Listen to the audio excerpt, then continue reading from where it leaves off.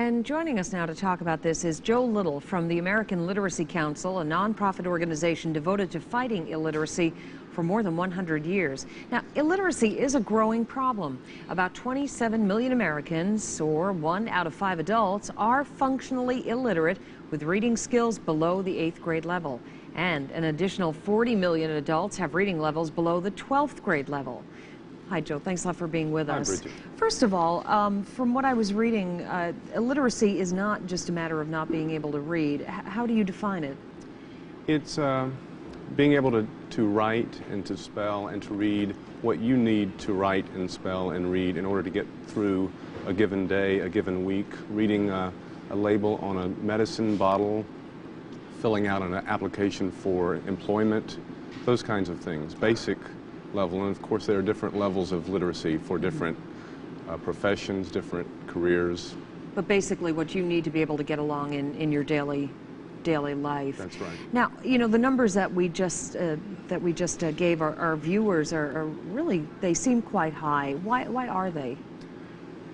Oh, there's a variety of reasons. We have, oh goodness, as good as MSNBC is, there probably is too much TV watching in the United States. Oh, the list goes on and on. Drug abuse, the family breakdown. One of the things that is largely overlooked is English spelling. I love English, but the spelling of English leaves a lot to be desired. Are you saying that a lot of people are illiterate because English is a difficult language to master? Especially the spelling, because that's what we read, that's what we write, that's what we spell, and that's the stumbling block in a lot of cases. That's the underlying root. Because it's difficult. I know you talk to people for whom English is not the first language, they'll tell you that, but I mean, you would think that this is stuff that kids have been learning since they were, what, 4, 5, 6 years old. You brought in a prop here, and now tell us how you use this. Is this a teaching aid, or? It can be. It can be. It just shows a little bit of the illogic and the irregularity of English spelling, what we're all up against, and how it's kind of a little tiny miracle that any of us become literate.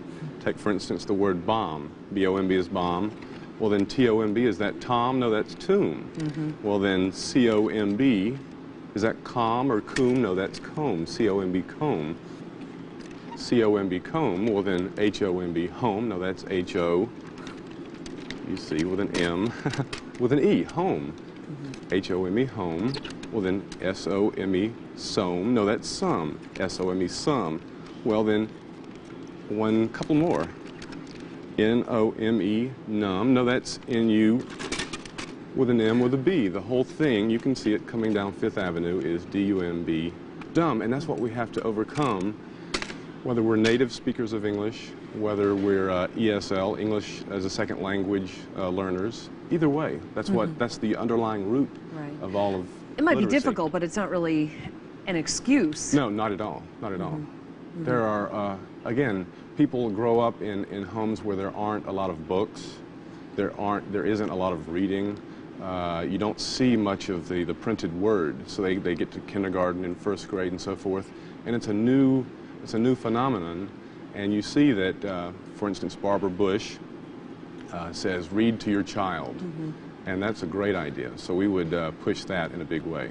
And yet, you know, it seems that our society is so advanced now that we are at the stage where we're talking about getting a computer in every classroom. And as wonderful as that might be, has that been any sort of hindrance into teaching the spoken and written word? A lot of computers in the classroom? Is that a hindrance? Yeah, in any way. I mean, is there too much focus on technology and not enough focus on literacy? Well, you can have a computer for every child, and if the child doesn't know how to write or read or spell, then it doesn't do them much good. A lot of the things that you see on a computer is graphics. You see a lot of graphics, and if we dummy down the computer software to have just graphics, then a lot of people can take advantage of computer technology, but if you have a lot of literacy in the computer technology, then a lot of people are lost. So it doesn't hinder it, but it's a good idea to focus on reading and writing and spelling skills all throughout the school levels. And is there, and speaking of school levels, as we mentioned in NBC correspondent Gwen Eifel's report, that a lot of kids apparently are going to college finding themselves unprepared. Is that a big problem? Well, I hear from that story that the University of Memphis did a test, and a writing test for their incoming freshmen, and 1/3 of them, just in terms of writing skills, weren't supposed to be in college. Just in terms of writing skills, they weren't ready to do the kind of work that college involves, and college level classes involve. So the literacy skills are not being taught at the lower levels. So what do we do to overcome all this? That's a good question. Well, there are national organizations to call. So much of it does involve parents. So much of it does involve friends. Are you teaching your children? Are you reading to them at night? Are you having a lot of books and magazines in the home? Are you looking at what they're doing at their homework? Are you working with them?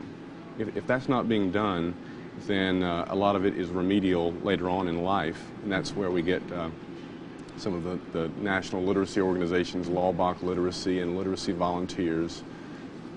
All right, so home is always a good place to start.